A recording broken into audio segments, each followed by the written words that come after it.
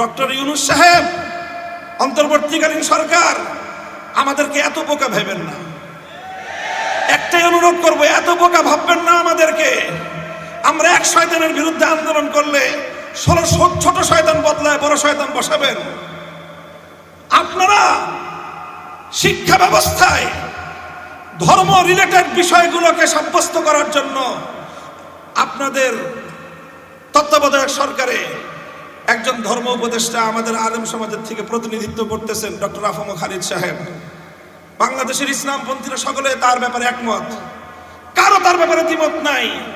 এরকম একজন ইসলামপন্থীদের সর্বজন গ্রহণযোগ্য ব্যক্তি আপনাদের পরিষদে থাকার পরেও আপনারা শিক্ষা কমিশনের ধর্ম বিষয়ক স্কলার যখন নেবেন, আফম খালিদ সাহেবকে জিজ্ঞাসা করেছেন? আপনারা করেন নাই।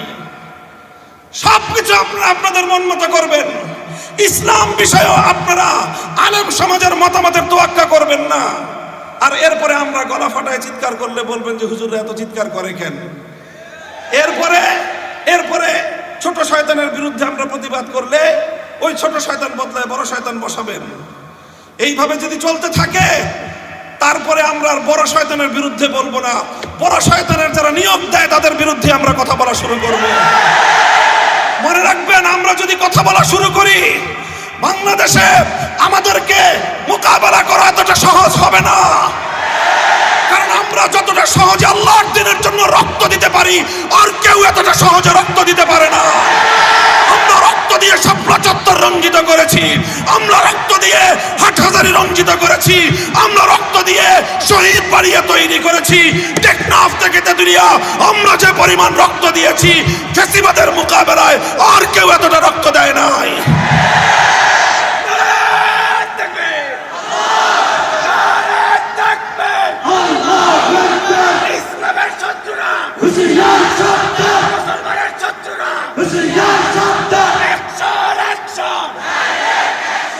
ইসলাম কেন্দ্রিক সমস্যাগুলো সমাধানের জন্য যদি রক্ত দেওয়াই হয় একমাত্র পথ, মনে রাখবেন আমাদের কাছে এত রক্ত আছে, রক্ত নিয়ে আপনাদের পিপাসা নিবারণ হবে না। আমরা বহু রক্ত দিতে পারবো, আপনারা সে রক্ত পান করে শেষ করতে পারবেন না। আমার নবীর ইজ্জত, ইসলামের গৌরব, ইসলামের মর্যাদা আমাদের কাছে এতটাই মূল্যবান, আমি এবং আমার সন্তানরা সহ আমরা রক্ত দিতে প্রস্তুত, ইসলামের প্রশ্নে আপোষ করতে প্রস্তুত না।